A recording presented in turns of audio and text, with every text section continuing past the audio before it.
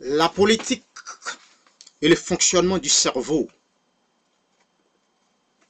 L'œil est un organe sensoriel. Son unique rôle est de voir un objet, mais il ne peut pas l'examiner.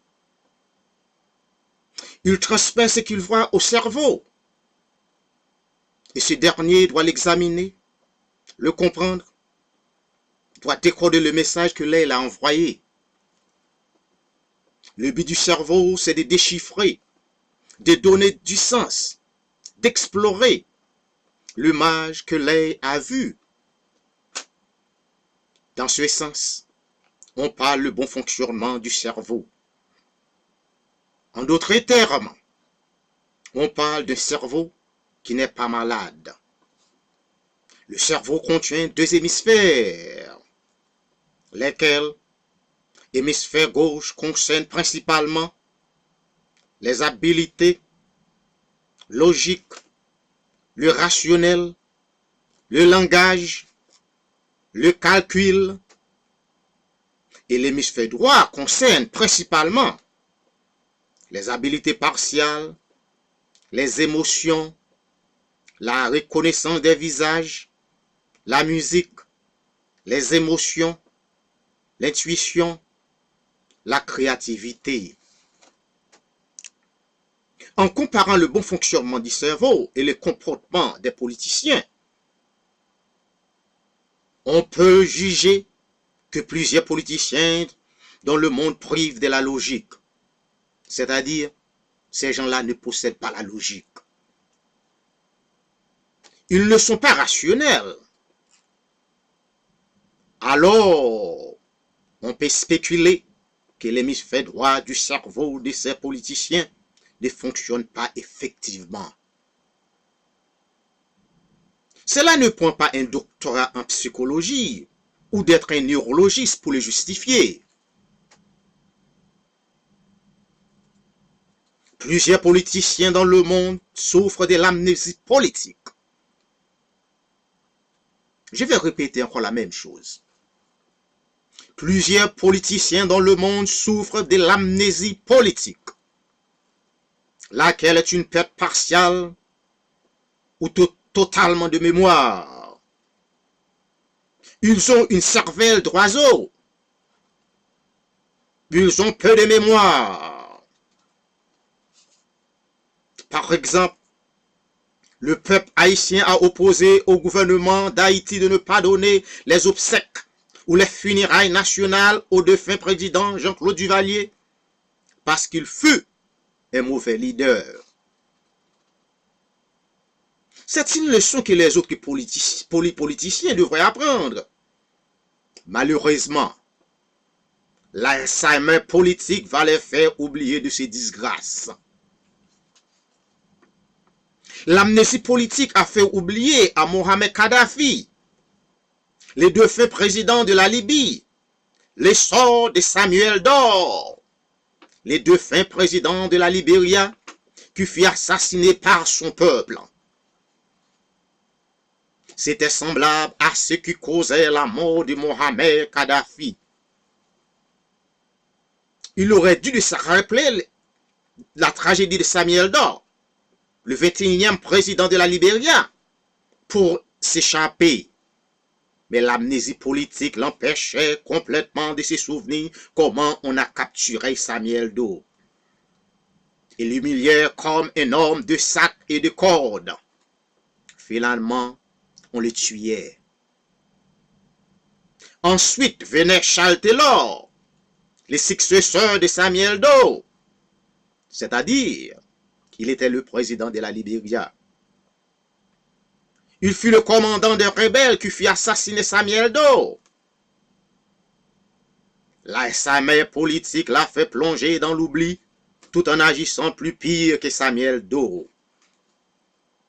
Il maltraitait le peuple libérien, il dérobait le bien du pays et finalement, le tribunal international l'avait condamné pour plus que 25 ans de prison pour la perpétration de crimes contre l'humanité.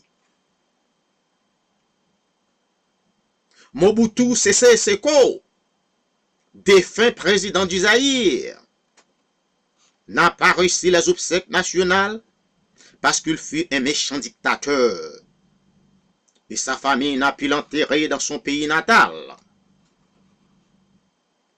Laurent Kabila, le rebelle qui a extirpé le régime de Mobutu, a oublié comment il a eu l'habitude de critiquer son successeur. Excusez-moi, son prédécesseur.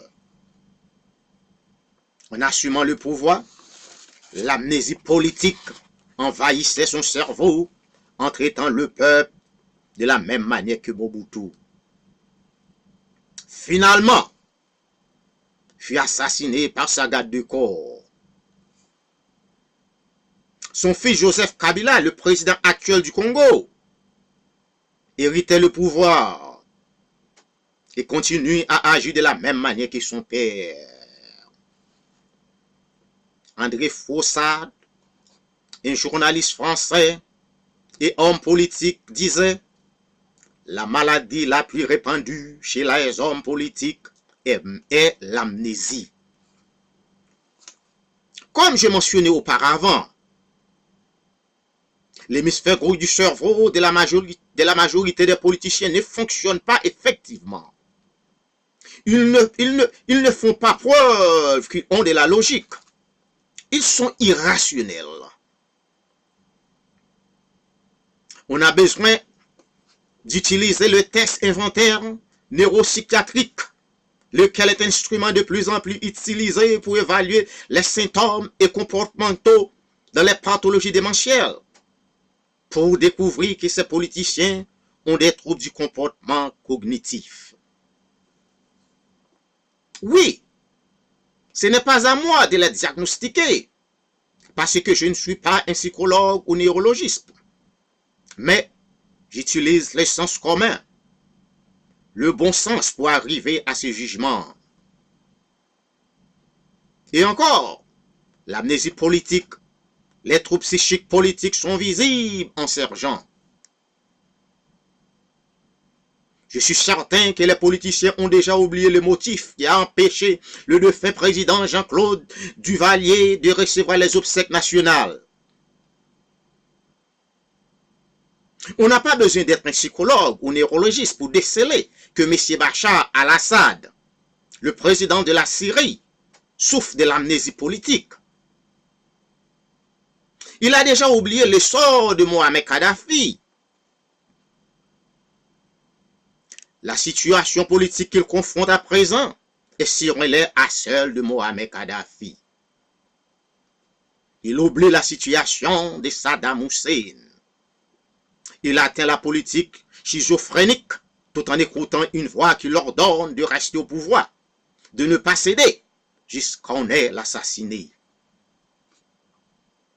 C'est intrinsèquement absurde pour qu'un président accepte de perdre sa famille et des millions qu'il possède pour le pouvoir. C'est vraiment écœurant de voir comment on a tué Kadhafi, l'homme qui était le plus fort de la Libye. Idi Amin Dada, le tortionnaire de Ouganda, obligea d'abandonner son pays pour réfugier en Saoudi-Arabie et l'assiéger sa dépouille.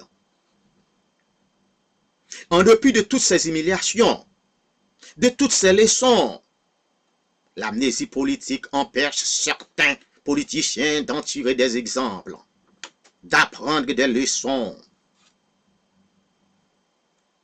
Le négationnisme fait penser à ces politiciens qu'ils sont invulnérables. Une politique de l'oubli est un acte de suicide. C'est d'ignorer qui vous êtes. C'est de piéger vous-même.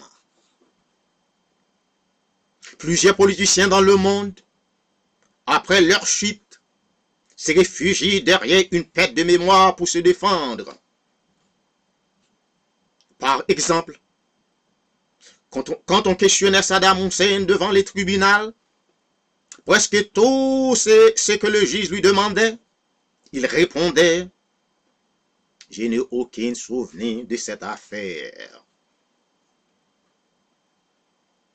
L'amnésie politique qu'il avait utilisée quand il était au pouvoir, c'était cette même amnésie qu'il utilisait pour se défendre au tribunal. Ce n'était pas seulement lui qui faisait cela, mais cela fait partie de la nature d'habitude des politiciens. François Duvalier, les défunts présidents haïtiens, répondait à une question d'un journaliste. Je ne suis pas un dictateur ou un criminel. Je suis un homme fort parce que le pays a besoin d'un homme fort pour le diriger, répondait François Duvalier au journaliste. Malgré son intelligence, il pensa que de massacrer ses frères haïtiens fut un acte ou une habileté d'un homme fort. Quelle barbarie! M. Nelson Mandela, l'honorable, les défunts présidents de l'Afrique du Sud, a laissé une théorie, une leçon politique qui pourrait traiter, corriger certains politiciens de leur amnésie, leur politique schizophrénique, mais ils refusent de les suivre. Tant pis pour eux, l'histoire va les juger. Et s'il y a la justice, on aurait dû inscrire sur chaque épitaphe, en d'autres termes, sur la tombe de ces politiciens, Sigi, un criminel qui fit le mal tout au cours de sa vie. Que la terre lui soit un fardeau.